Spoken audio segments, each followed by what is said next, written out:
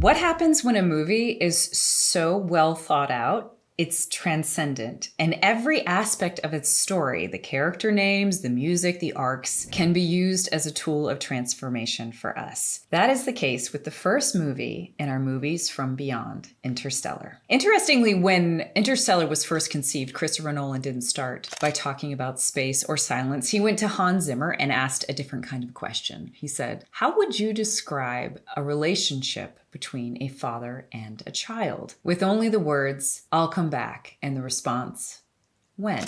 Zimmer composed what would become the emotional heart of the film without even knowing what kind of story it would be. That music, the rising and pulsing organ lines, carries something ancient, like so much of Zimmer's work, something that is beyond intellect or beyond our dimension. And that music tells us that the center of this cosmic journey is something that is actually deeply human, the bond between a parent and the child, and it stretches across time. And once we understand that, it becomes clear that the emotional architecture of the movie is built around two father-daughter relationships, two very different versions of connection. One that is based on secure attachment and love, and the other one that is based off of abandonment. The first is John Brand and Amelia. This is secure attachment. She is marked by her father's vision. She is branded by it, and she trusts the legacy that he gave her. Even when that cracks, even when she learns that he hid the truth, her compass doesn't change because the bond that she had with him never fully broke. And she knows to follow love because she was shown how to trust it. The second is between Coop and Murph. This one is less whole, more jagged, and its story is shaped by distance and rupture. Coop leaves. He doesn't explain. He lets his daughter feel abandoned. And for years, Murph can't forgive him. Her life becomes shaped not by trust, but by absence, and by that question, when will you come back? And herein lies the key to how everyone must survive in the movie, through time. We'll get to that more later. And so Murph, she finds her way back. Her healing doesn't come through loyalty, but through traveling to the past to heal the journey with her inner child. What we see in these two arcs is not hierarchy of right and wrong. We see them as a shape of two different truths. Amelia walks the path of love because it was modeled for her, and Murph walks the path of possibility because she had to rebuild trust from fragments. And Amelia becomes the mother of humanity, and Murph becomes its savior. And what I find that is so moving in both of these women's are the reflections of the original question that Nolan posed to Zimmer. Not just the relationship between a father and child, but what are the ways that relationships can stress and fracture and still carry meaning and still propel us forward in our life, depending on that experience. Because there is something hopeful in this. Because secure attachment teaches us how to love, insecure attachment teaches us how to create. And we can create both of those attachments and heal attachment wounds in our own life. Each carries its own strength. Both daughters fulfill the story, but both also hold something just a little bit divine or higher dimensional. So that brings us to a deeper question. What is it about the characters in Interstellar who actually transform and who actually survive? Because not all of them do. Many of them are stuck in time and human 3D constructs, stuck in ego and even stuck in fear, but 3 of them don't. 3 of them survive because each of them decides to actually live a higher dimensional life while still living in a 3-dimensional body. And the 3 of them are Coop, Brand, and Murph. Each one of them becomes something more than what they started as, and each one learns to live beyond linear time or 3-dimensional constructs. So first we're going to start with Coop. Coop is the one who carries the mission. He is the pilot. He represents the father, the divine masculine. His transformation comes when he begins to receive guidance from something that hasn't happened yet, when he transcends linear time and the transactional mind. The messages that start to follow don't make any logical sense. They come through gravity. They come from places unknown, through the books on his shelves, and through his daughter's belief that something is there that he can't explain. And so the thing is that by opening his mind and piloting us through the plot, he makes it so that he is living a multi-dimensional reality of this plot. He becomes the kind of person who can be guided by his own future self and not lose his mind in the process. And his body doesn't just survive a cosmic event. His consciousness stretches into something larger, something able to decode messages that move across time and to pilot us across it with him. This shows us what happens when we are capable capable of receiving guidance from something that we haven't become yet. We are all capable of becoming time travelers like that.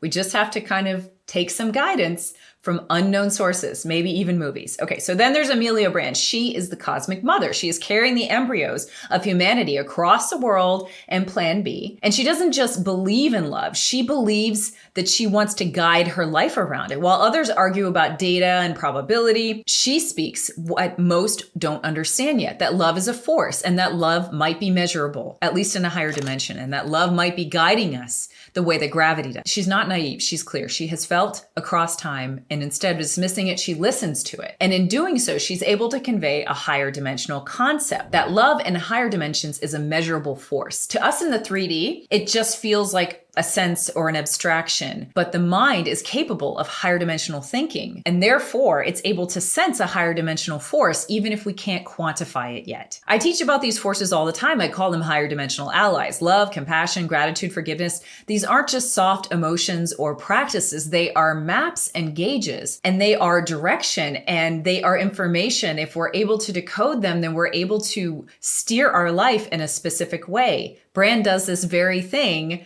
when she's actually allowed to. She becomes the mother of the future, not out of control, but through surrender to love. Then we have Murph, the child, the savior, the representation of the creation when both the father and the mother come together and make Murph all possibility. Because Murph is doing the personal form of multidimensional travel. She isn't flying through wormholes and she's not following love. She's doing shadow work. Her anger towards her father keeps her from seeing what's already there. Her disbelief, her resentment, her heartbreak, all of it keeps her from recognizing what she always knew, that there was something there. And her healing comes when she returns to her childhood room and she steps into the place where the pattern began. And instead of rejecting the past, she listens. She believes her younger self. She begins to see that her father didn't abandon her. He was trying to reach her all along. He had always been reaching her. She is the only one who can take the pieces and turn them into something new, something that saves the species. But she has to make peace with her past self first and with her father. Murph teaches us that the act of returning to our origin,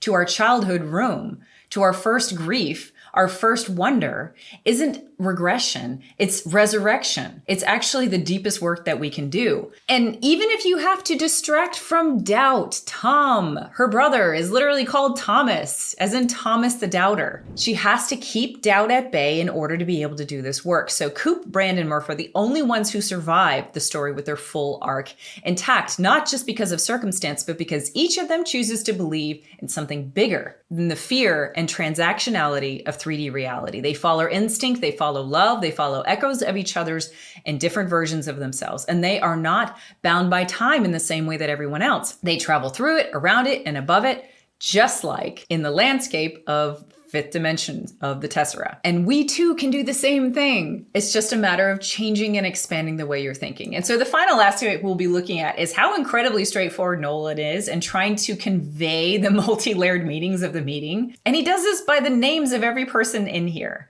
because the names are not casual in the story like this. He is trying to be incredibly clear about what he's saying. So let's see what they are. First, the Coopers. Coopers are the first ones that show us this. Cooper is someone who makes a barrel. They're a vessel. They are a holder.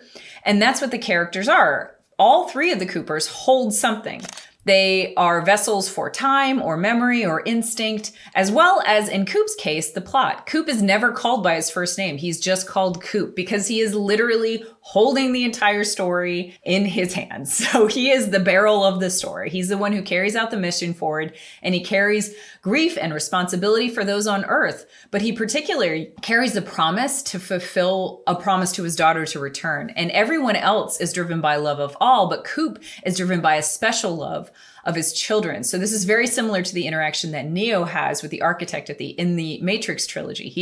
Coop has a special love, and so he follows that. Tom Cooper, as I mentioned, is the one who holds doubt. His name is Thomas the Doubter, the one that won't believe and see what's actually happening because of his doubt of it. He's letting the land bury him, and he doubts the reality of the death that he is surrounded by, and he chooses to do nothing about it. Murphy Cooper holds all possibility. Murphy, everything that can happen will happen. Cooper, vessel for that.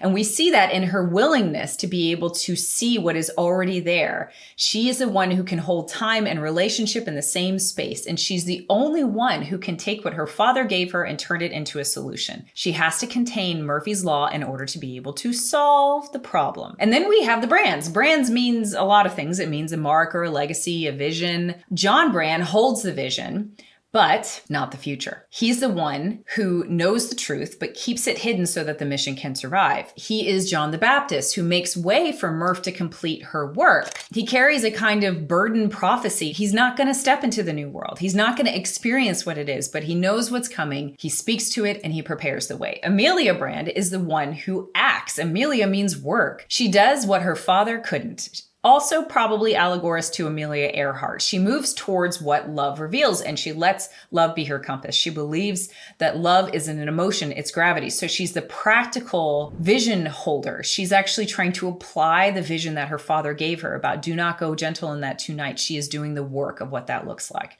Dr. Mann's name is the most obvious connection. His name is Human, like human. Supposedly, he's the best of us, but he also represents the old human structure. Fear, ego, survival at any cost. He isn't evil, he's just afraid, and he represents what happens when intelligence grows, but emotional maturity does not. He's clever but untrustworthy, capable but unwhole. Romilly sits in silence for decades. His name brings to mind Romulus, the founder of Rome.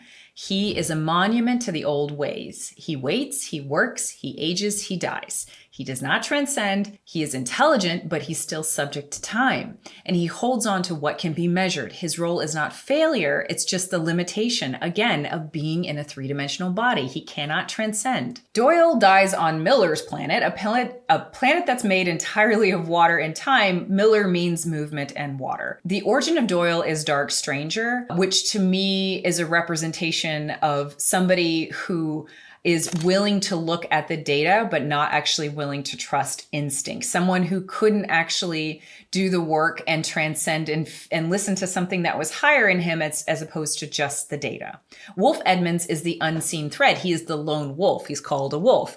He is the pathfinder. He is noble and sacrificed, and his name actually carries the name of saints that are all about solitude. So we don't get to see what he's involved in. Even the machines' names are important. TARS and CASE are not only clever acronyms, they are purposeful. TARS has humor and rhythm, and he moves through the forest like Tarzan. He's unbound.